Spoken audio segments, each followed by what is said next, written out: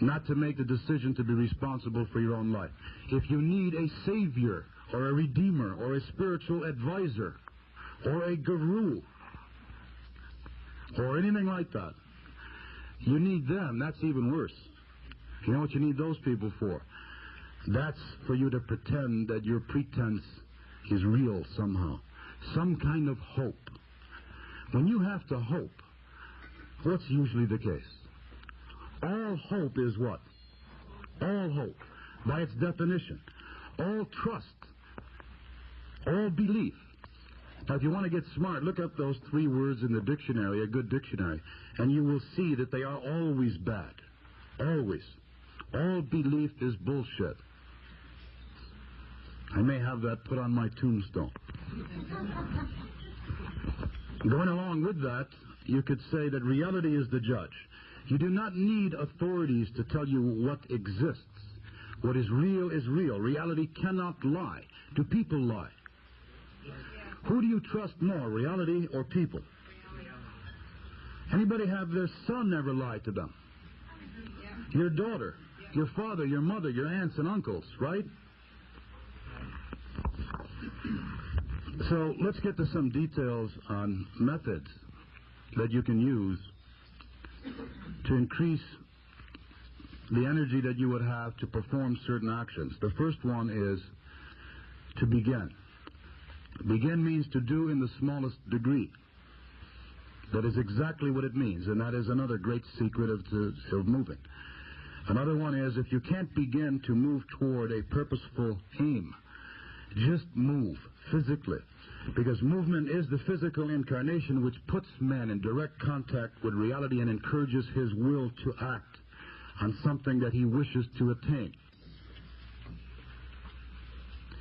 If you walk 1 mile in the morning and don't avert your face from the sun and the trees and the sidewalk, religion would be dead in a week.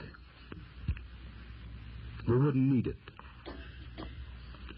Now, anybody who tells me that we need religion, they're telling me that we need weakness.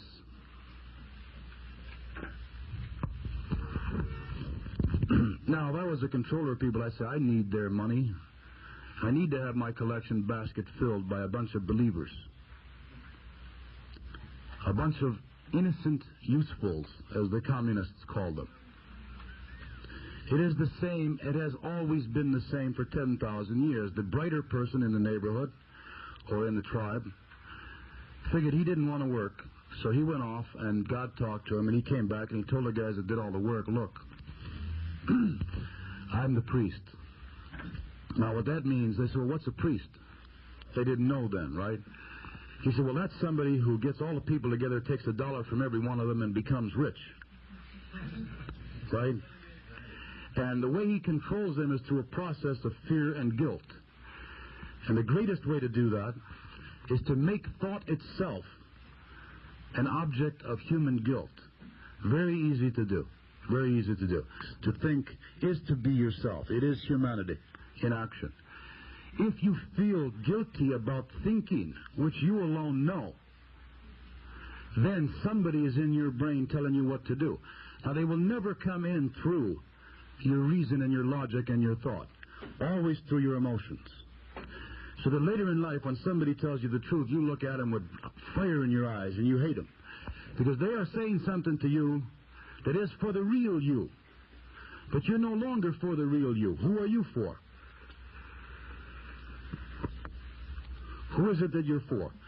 Shameful to say that it is for your enemies that you are for and for your friends that you are against. Very sad. Even sadder than that is those great people that are here and there, rarely, similar to eagles in nature.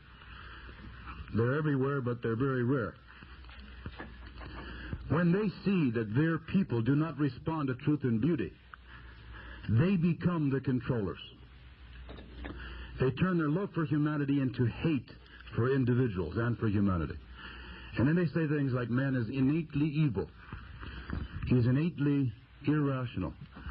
Now, if I spent 5,000 years working on a little kid, making him, beating his spirit into the ground, and then you come along and say, this kid's beaten. I said, yeah, that's how man is.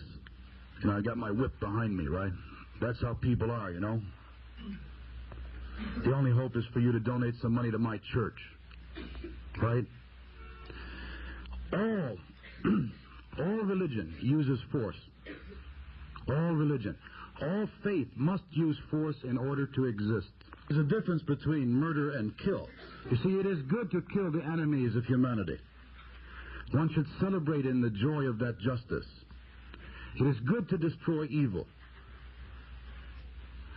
What do you have to do to destroy evil? First, you have to what? You have to identify it. Then what? Yeah. You know how to kill evil? You laugh at it. Now, if you accept anything that stops you, who is really stopping you? Who can stop your action to where you want to go? If you're real smart, you can say that it is impossible to have freedom without liberty. You cannot have freedom when there are taxes the way that there are, with the government wasting all the money that you work to create something from, right? Can you have freedom with inflation? Inflation is theft by those in control of the money system, from those who produce something that they cannot steal in any other way. Now, you think Rockefeller may be powerful? So you think the Italian mafia is powerful? A lot of people say, well, don't cross the mafia. Don't cross the Muslims. Don't cross the Pope, right? They have never heard of the Anglo-Saxon mafia, and it's a joke. They play their little games in their little neighborhoods. Now, the Irish have got their political power, and they've killed people. The Polish are one of the few who haven't done it in Chicago. Some people might be thinking, well, they're too dumb, right? But have you ever considered what the Anglo-Saxon mafia is? Anybody ever have a thought on it?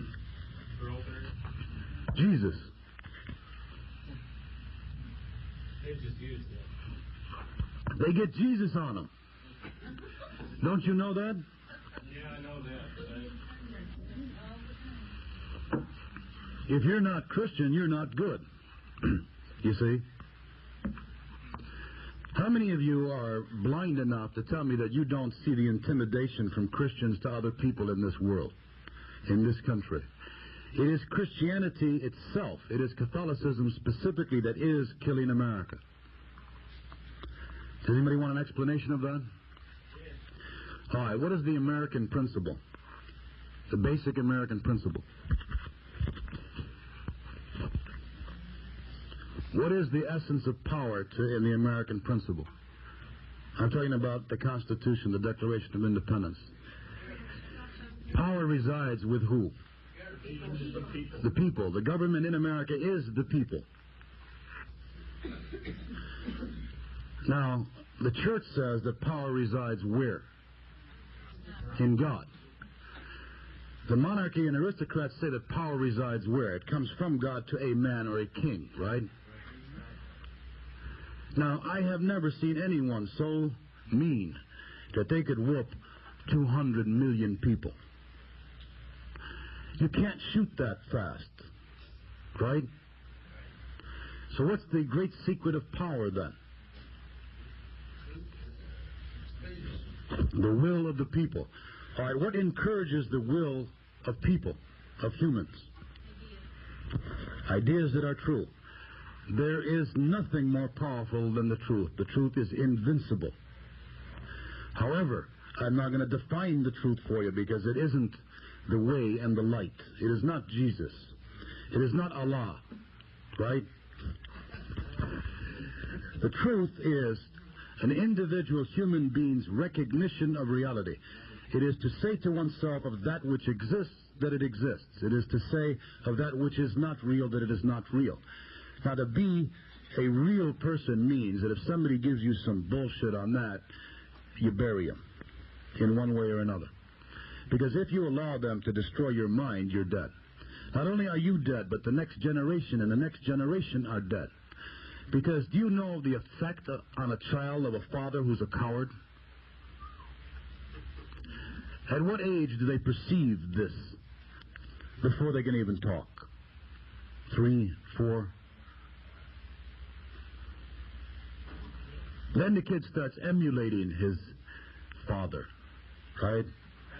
Now, what if his father happens to be some incredibly stupid Irish Catholic?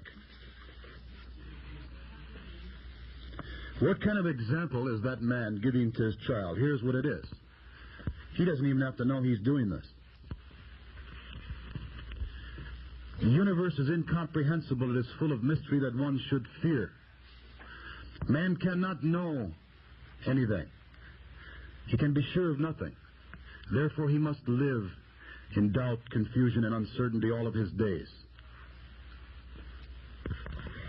And on and on and on and on and on. So a lot of you people who grew up in families like that, you feel tremendously embarrassed when you think about the stupidity and ineptitude of your parents. That keeps you kind and courteous to other assholes who will bear you for the rest of your life. Simple as that. You haven't learned a lesson that is very simple. You make a simple, dramatic, absolute statement and let it sit there. And do you know that it will move the world? You say, it really will. If its time has come. And there is a lot of evidence that indicates that this is an idea whose time has come. Now that comes from Victor Hugo. He said there is no force more powerful in the world than an idea whose time has come.